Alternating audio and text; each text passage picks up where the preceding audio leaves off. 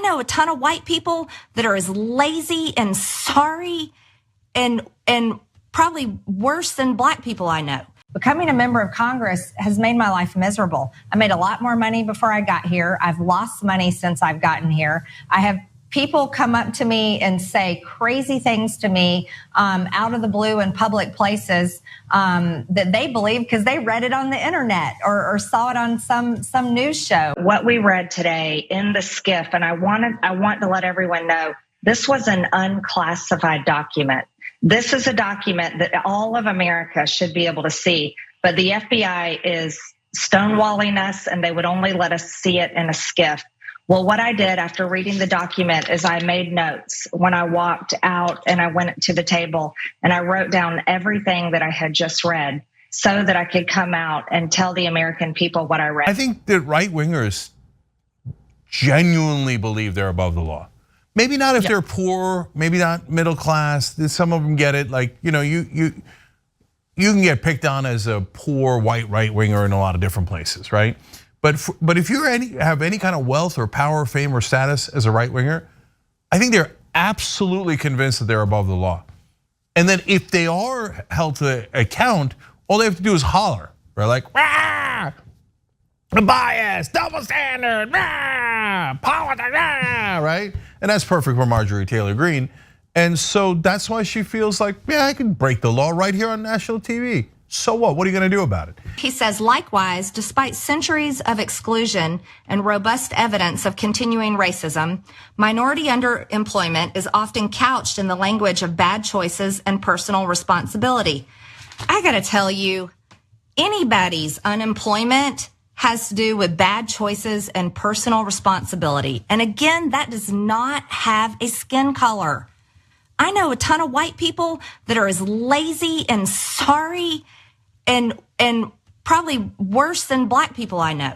And I would not hire them because they're lazy and they're sorry and they're pathetic. And that has everything to do with their bad choices and their personal responsibility. That is not a skin color issue either. Look at how she views anyone who's poor. Yep. Okay. Yep. And on this one, it's true that race doesn't matter. She said anyone who's unemployed is, I forget the exact words she used, but you can rewind the tape and say, like, basically lazy. Pathetic. She said pathetic. Anyone who's unemployed? How about all the people that were fired at the beginning of COVID? How about They're all lazy?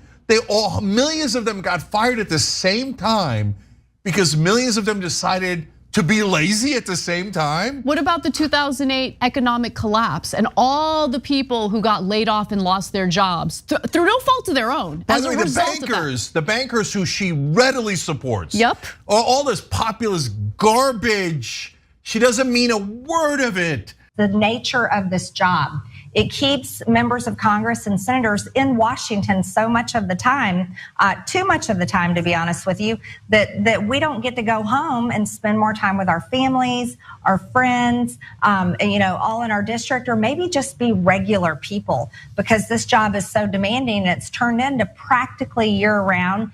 And for those of us in the House of Representatives, we have to run for Congress every 2 years. So you're practically campaigning nearly the entire time that you're here serving as a representative. It's not a life that I think is like something that I enjoy because I don't enjoy it, but I'm committed to this job because I believe in it. Let's also just address how many recesses Congress takes.